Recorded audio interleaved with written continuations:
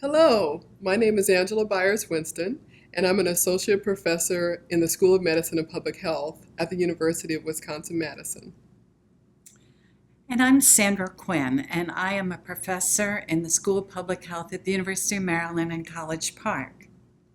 And our topic today with you is on culturally aware mentoring. We invite you to reflect on some of the conversations we're going to have and some of the points we're going to raise to think about how can you be a more effective and culturally aware mentor. All across the academic career stages, science is losing talent. We're losing people who come from historically underrepresented backgrounds. And by that we mean African Americans, Latinos, Native Americans, Pacific Islanders, some Southeastern Asian populations who fall out of the career trajectory some point along the way. And so scientists often say, well, scientists are scientists, aren't they? Mm-hmm. And so race doesn't matter. Or does it? And that's a question we're going to talk about. A lot of studies have really said that when we diversify the biomedical research workforce, that we're going to actually have better science. And why? Mm-hmm. Because people from different backgrounds may draw upon different theories. They may ask different research questions. They may recruit their participants for studies in different ways. They may offer different techniques Absolutely. for collecting data. Absolutely. All of that will enrich the scientific enterprise.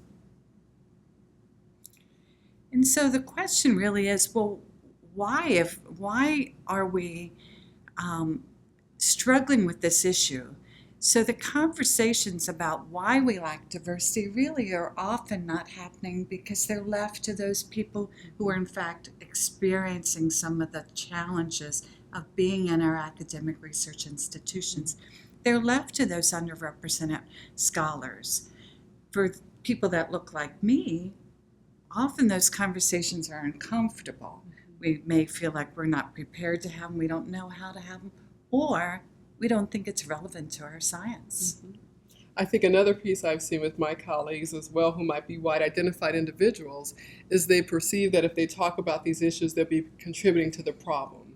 That talking about race and racial issues is contributing to the disparity. And I think the other thing is that many people are concerned that they themselves may be seen as prejudiced by bringing it up, perhaps when it's not even significant or important to a trainee. And how do you know that? Mm-hmm. And so I think today we've elected an African American president twice. We've had legislative victories like the Civil Rights Act. And so there's been a conversation about, are we in a post-racial society?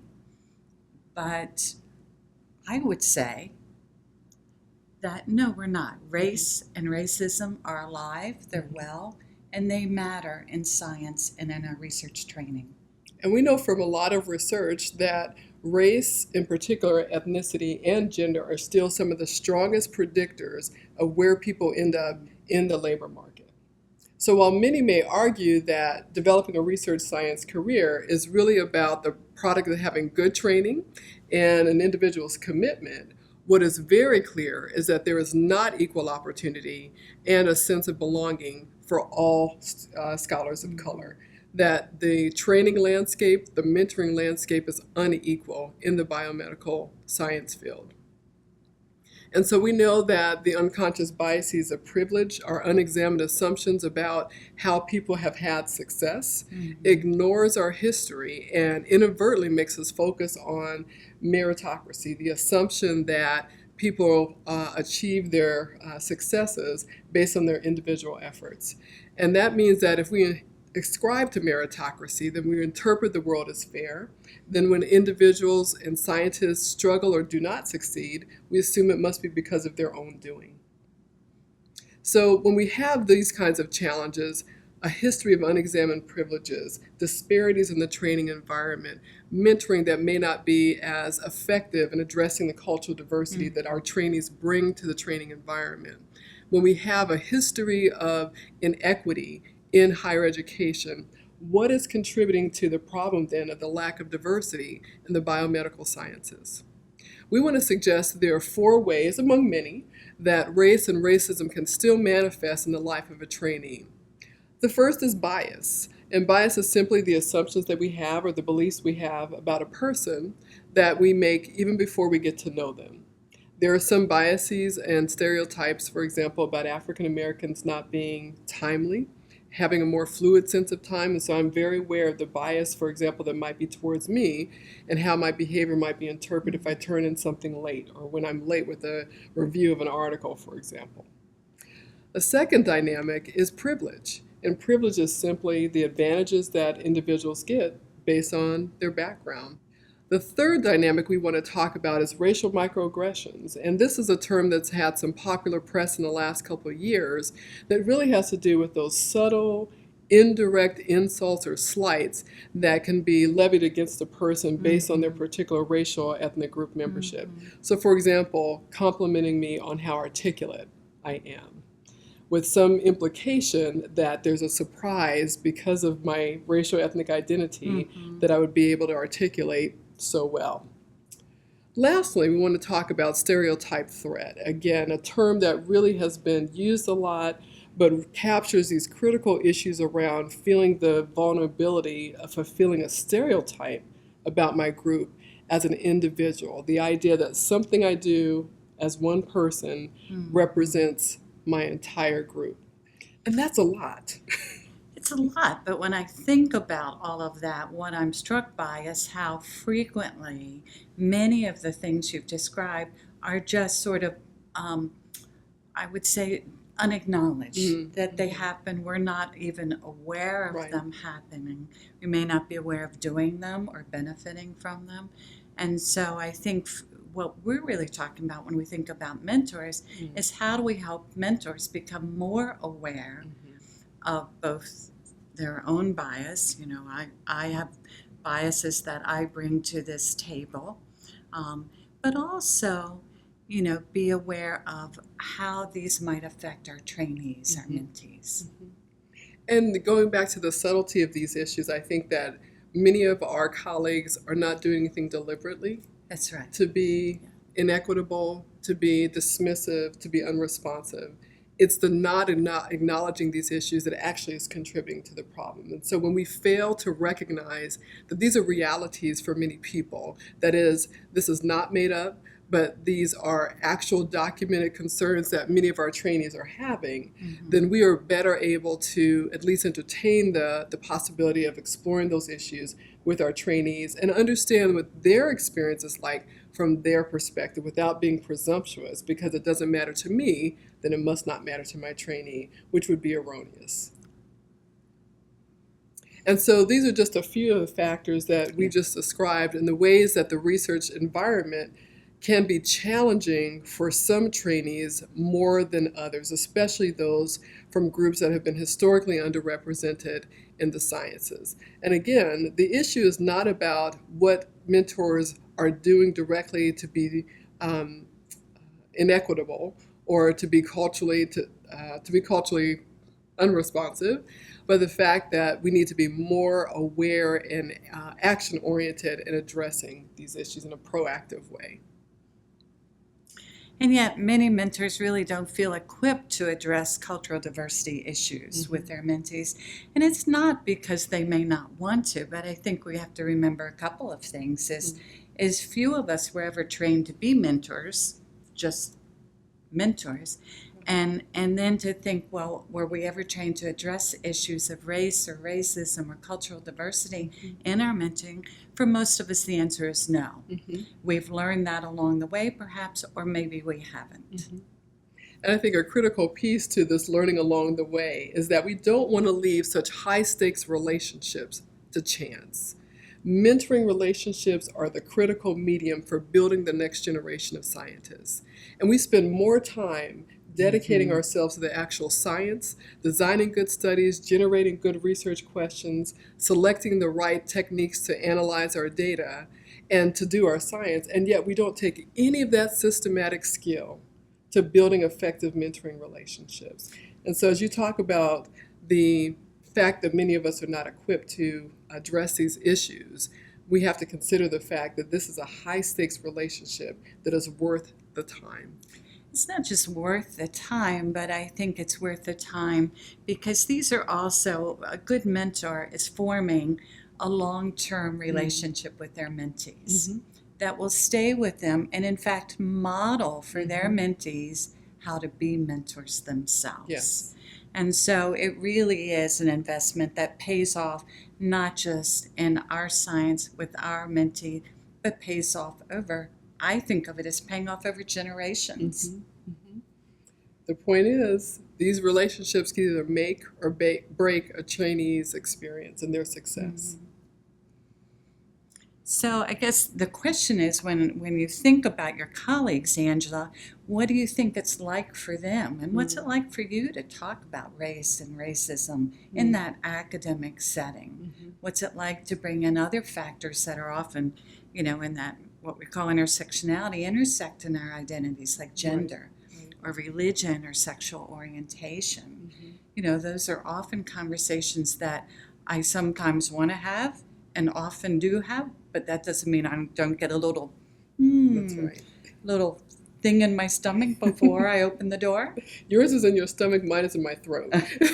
So my concern specifically around these conversations, especially you talked about intersectionality as an African-American woman, is my concern that some of my colleagues, when I bring up issues around equity, for example, how as a pre-tenure member of the faculty, I was assigned certain committees like the diversity committee. Of course, because you were. Because I am the symbol of diversity. That's right, the one and only. That's right. And so in some of these conversations for raising these issues, especially for later stage, kind of early career faculty, my concern is that people will see me as having an angle or an axe to grind. Of course you would bring up these issues because look at the skin you're in and look at your chromosomal makeup. And so of course you would have these issues on your radar screen. And part of the challenge, going back to the earlier point you made about we're all in this together, is that when the onus falls on the diversity issues on the shoulder of those people who are affected by it, most visibly, that is racial, ethnic groups who might be historically underrepresented in the sciences, it leaves all that diversity work on their shoulders. And it's exhausting. And I know exactly what you're saying, and I've watched it happen, but I would say that we're all affected. And that's so, That's part of my role is to say, when can I raise some of those issues? So that it enables you, for example, to step back. It's not coming just from you. So, but, sometimes I would, I'll admit that at times I've been worried about what kinds of reactions would I get, not so much with colleagues, but even when I raise this with some of my trainees and raise these issues. So it's a delicate line, I think, for many of how do we do this well, because we've not been trained, and yet we want to and don't want to leave things unsaid that I know need to be said. I'll give you an example. One of my doctoral students, a young African American man, so I'd been with him from the time he came in, shared his dissertation. When it came time to start looking for his postdoc and later his faculty position, he has dreads. And we had a real conversation about, did he think he needed to change how he looked? That's the only way I'd known him for 5 years. Interesting. But I'm certain that not everyone might have even wanted to have that conversation. And yet for him, this was a real concern. It's do I have to do something different? And yet this is me. This is part of me. I had a similar experience when I was in my doctoral program going on the job market. I was wearing my hair in braids at the time, and I've shared this story before, that one of my mentors pulled me aside and said, as you go on these job talks, you might want to take the braids out, wear your hair in a traditional straight style, wear a navy blue suit, a basic white blouse, a single strand of pearls, flesh-colored stockings, black shoes, because the message that she was asking to think about is how do I present myself as a scientist so that my identities don't get in the way of having people hear my science. Mm-hmm. And it was an interesting conversation we had that was difficult because in addition to having to prep and do all the things that every one of my other colleagues were doing just to get ready for the job talk itself, there were these other identities that I was negotiating. These other issues about how the world views me and my science with this amount of melanin, with this type of presentation, with these types of styles of hair. And so as we think about ways that our trainees might be dealing with issues, again, I think as our viewers are considering these issues, they're not those big messages that you don't belong here or that you're not good enough. They're subtle. And they require ongoing navigation for many of our trainees, which is a critical piece when we start thinking about being culturally aware.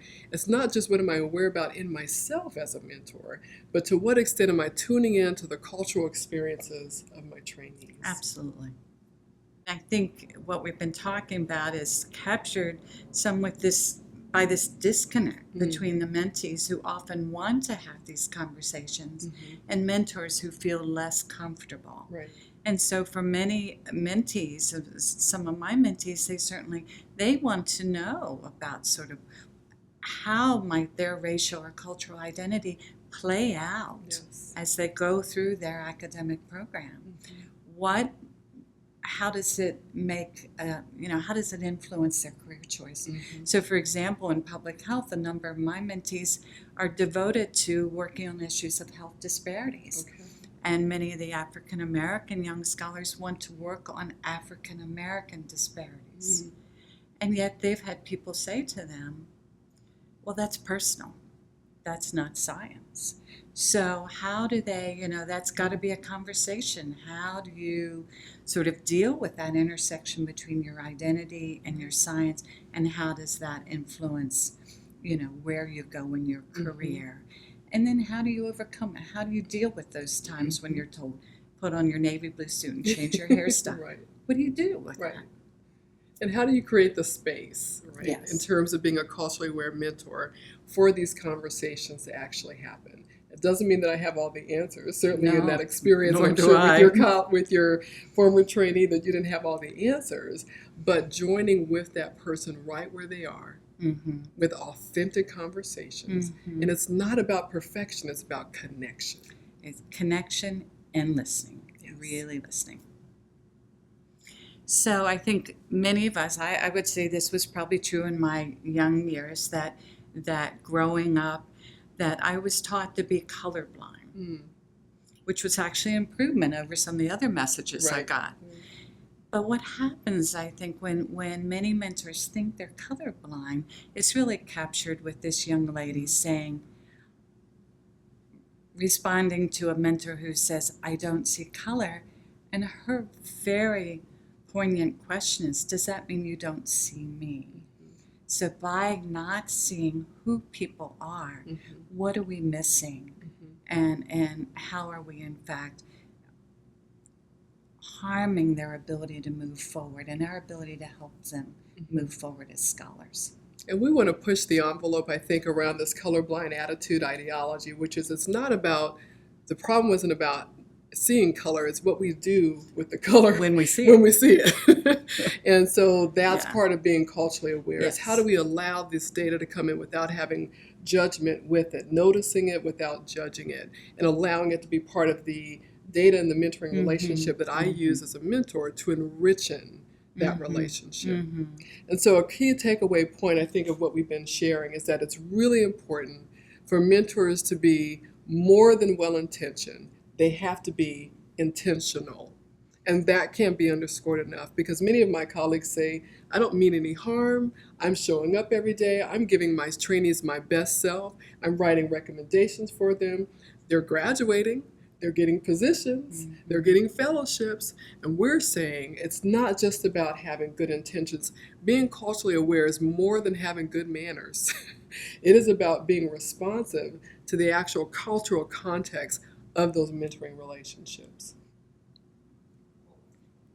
So Sandra, we've shared a lot with our viewers thus far. We've talked about what the problem of diversity in the biomedical sciences is. We've talked about some of the challenges and the factors that are contributing to it.